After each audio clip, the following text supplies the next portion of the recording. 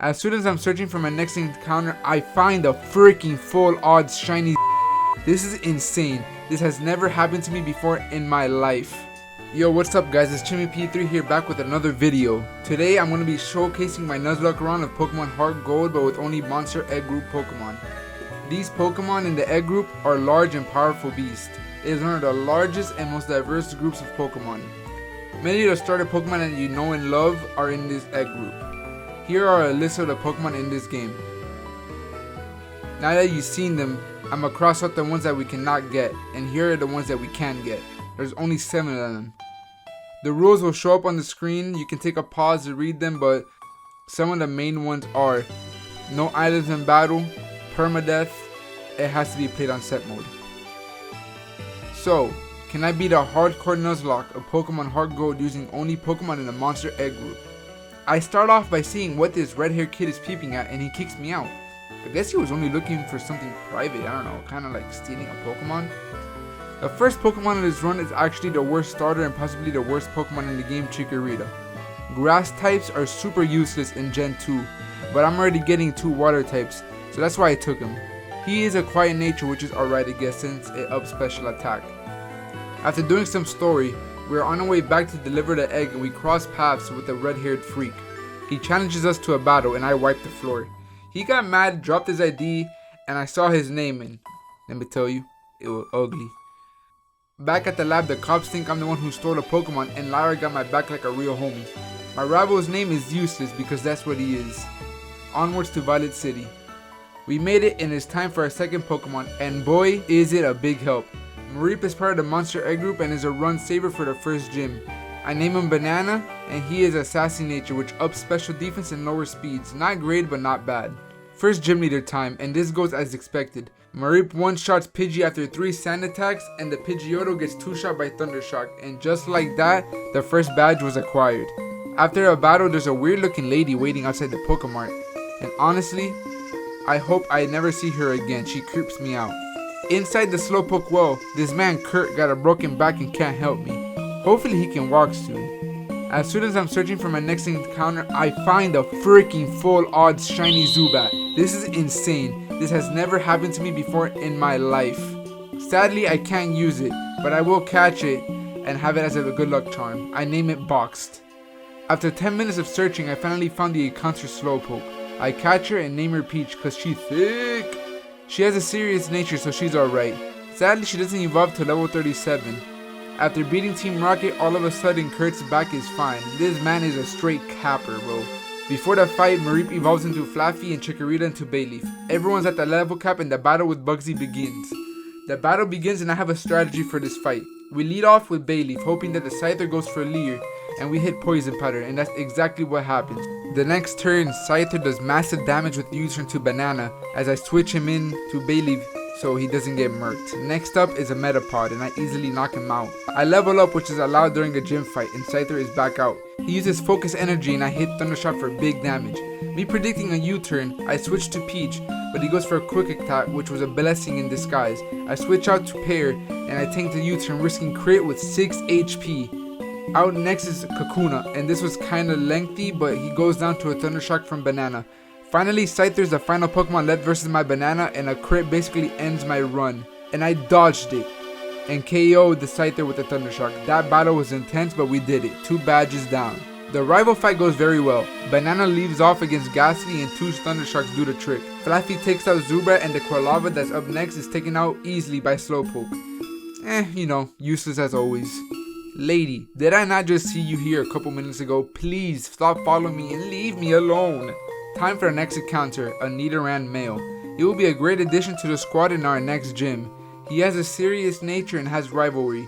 He evolves into Nidorino and we are ready for Whitney. I'm not gonna lie, my strategy for this fight is to Poison Star the Miltank to death. This fight is very annoying but quite simple. It took me about 4 minutes to knock out the Clefairy with Pear because the stupid Clefairy used Mimic on my Synthesis and took forever to die. Not a big bad Miltank.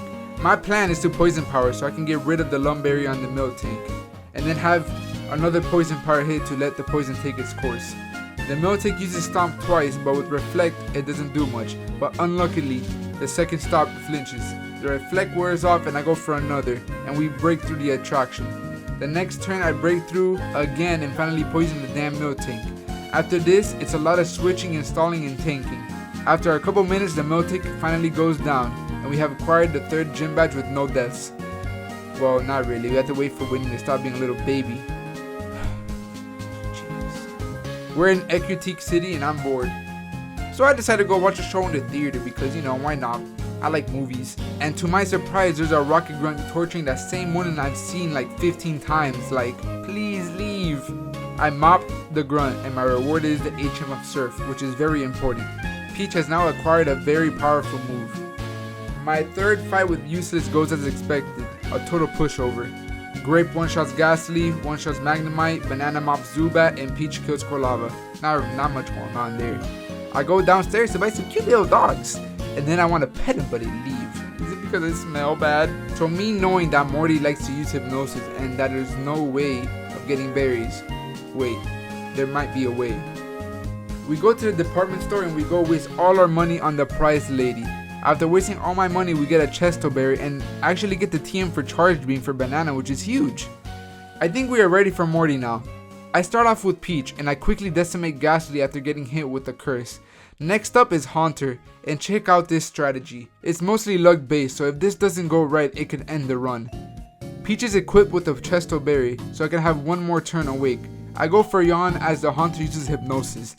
Next turn he uses Hypnosis again and I fall asleep. Shortly after, Haunter is asleep. I switch out to Banana, let Banana do some magic. As Haunter sleeps, I use a charge, up my Spadef, and electric moves. Now risking another charge, I use Charge Beam, leaving the Haunter with literally 1 HP. And thankfully, my special attack goes up 1 stage. Knowing Morty is going to heal, I set up another charge, and with amazing luck, Haunter stays sleeping and I KO it with a Charge Beam. The scary Gengar is up next, and right now, this is the make it or break it of the run. With a stroke of luck, Gengar uses Mean Look, giving me a free hit. This next turn he uses Shadow Ball, but thanks to the charges, it does little damage. I managed to take out Gengar to the red before the berry heals him up. One last Charge Beam does the trick. Down goes the Gengar. The last Haunter is out, and this should be a breeze, right? But nah, Haunter wants to go for Curse, and I missed the game-winning Charge Beam. So not wanting to lose Banana, I switch out to Nidorino, and with one Shadow Claw, the 4th gym badge enters my pocket. Halfway there. Hey guys, did I ever tell you, please like, comment, and subscribe to help my channel out. I'm up and coming, and I really want to make content that everyone loves. I love making content, I love Pokemon, I also love basketball, and I just want to make people happy and laugh.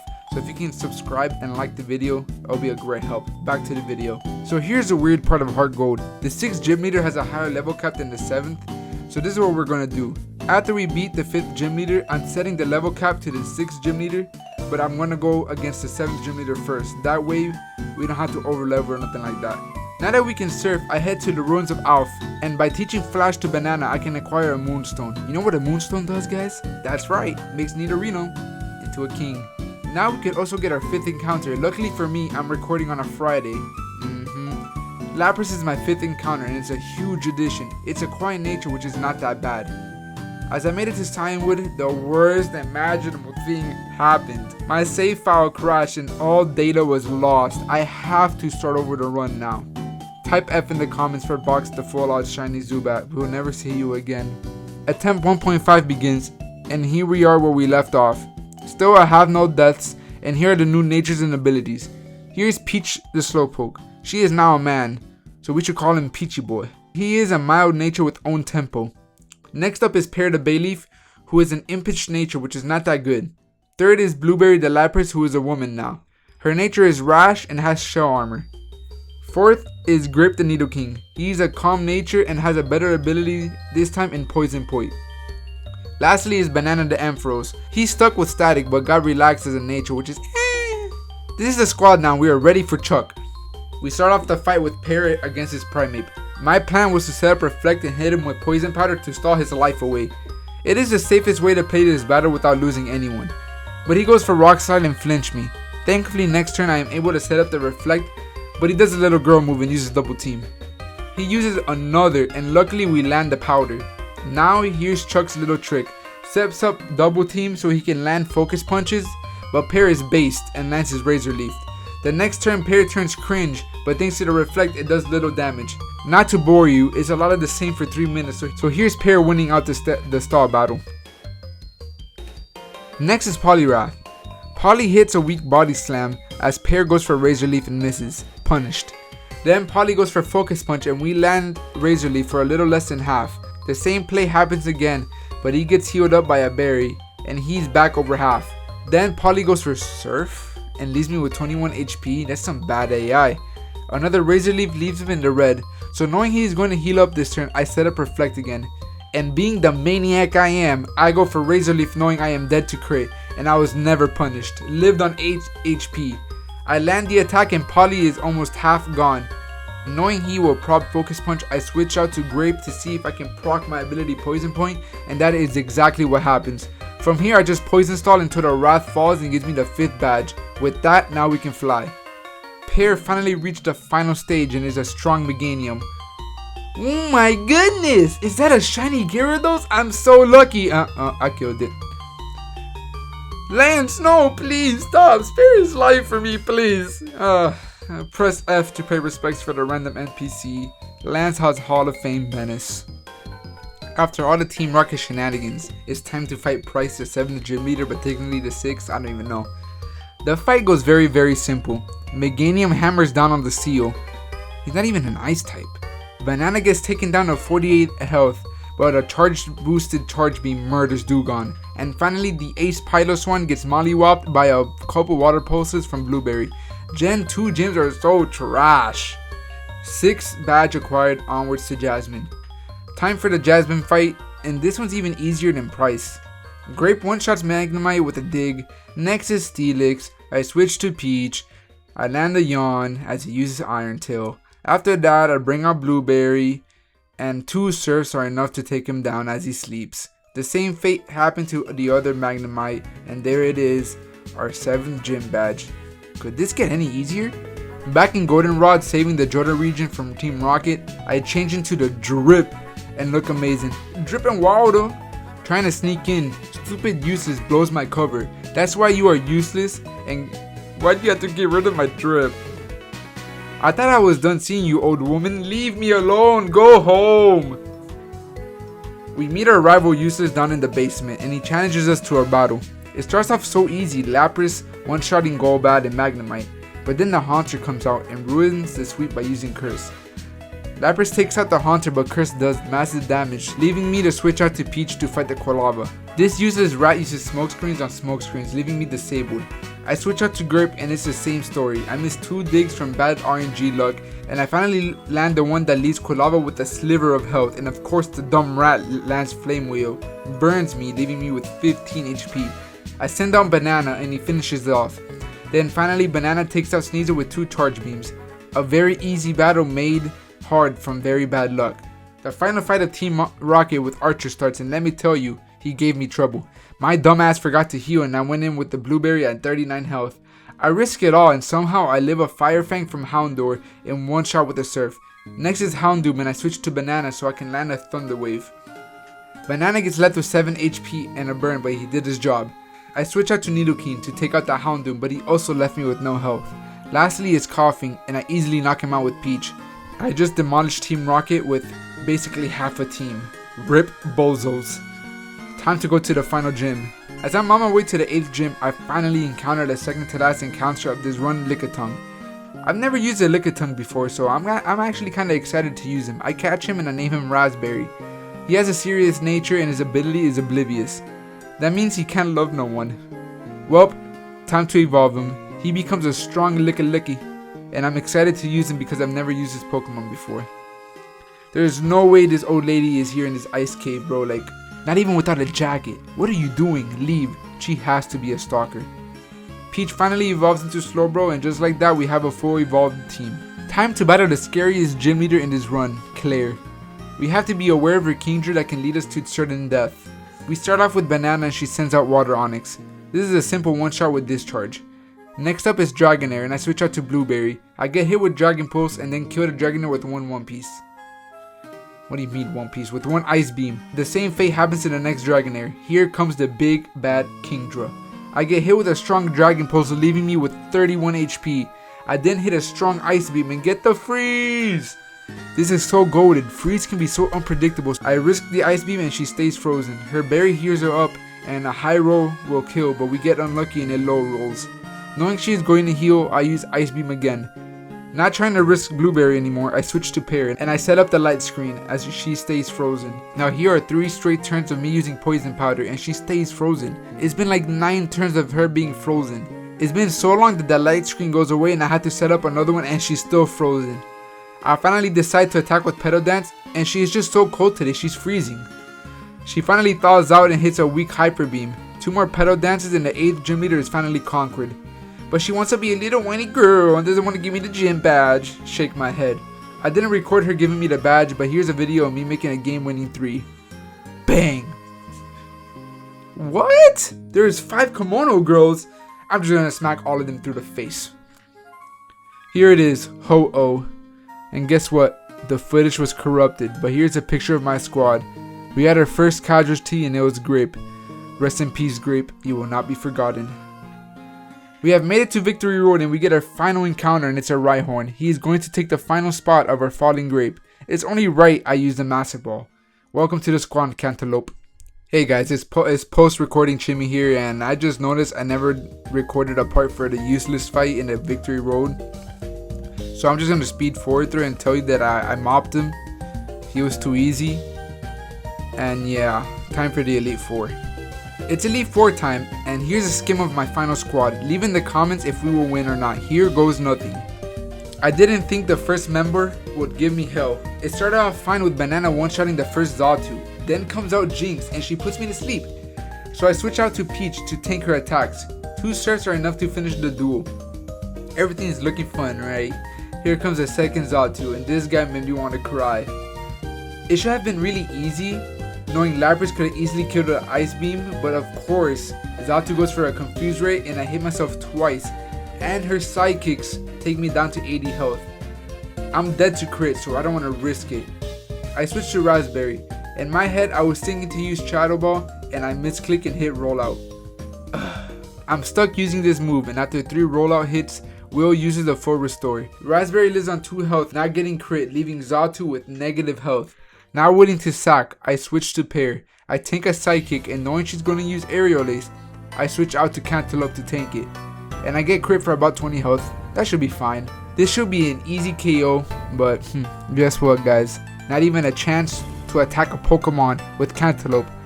I get knocked out with a crit from Psychic. How unlucky. I would have lived if it wasn't a crit. Rip to my Nakama. I go out to Peach and he takes the wheel from here. Kills Xatu finally with the Surf. Good riddance. Next is Executor. I use Slack Off as the Egg Tree reflects. Then I yawn as he misses Hypnosis. I switch to Lapras. She wakes up on the first turn and uses Hypnosis and misses again, and an Ice Beam KOs it. Lastly, Slowbro and Pear easily knock him out with the Petal Dance. That shouldn't have been this difficult. Onwards to Koga. Much needed break, my guys.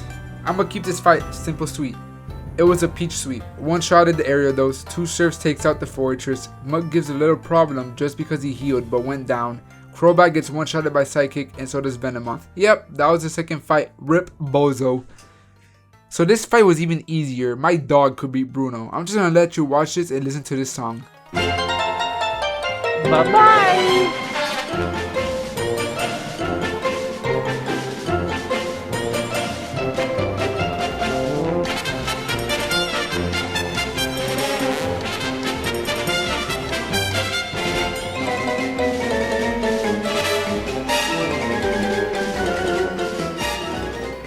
Karen time.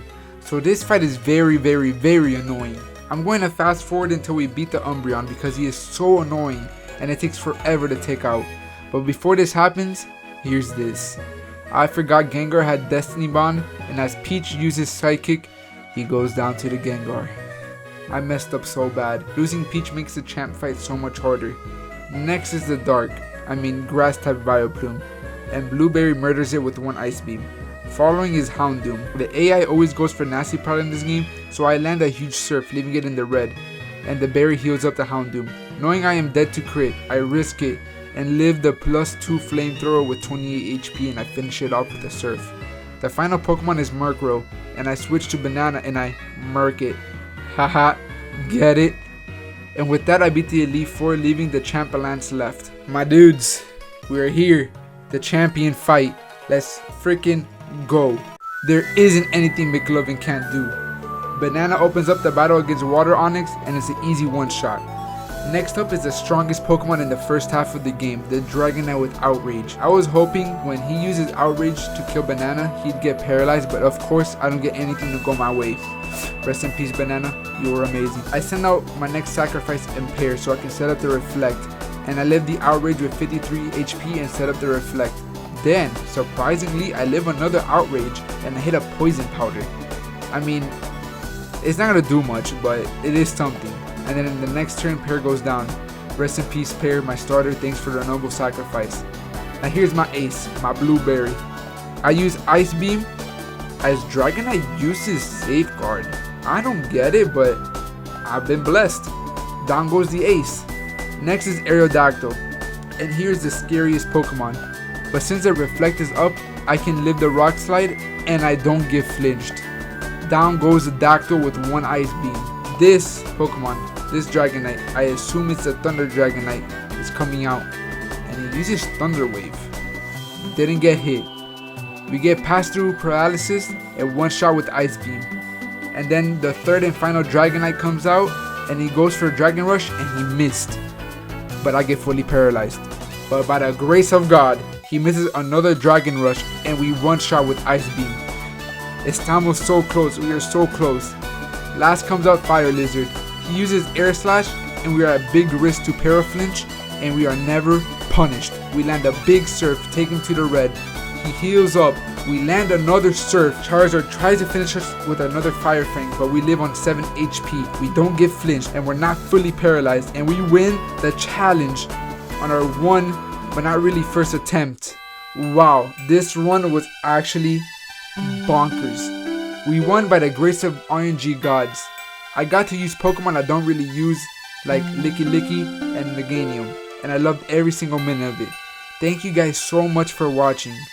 If you want me to try and beat the Kanto part of the run, leave a comment, and if we can get 4 likes, I'll make the part 2. Thank you to everyone for supporting. Please sub up and like the video. This has been Chimmy out.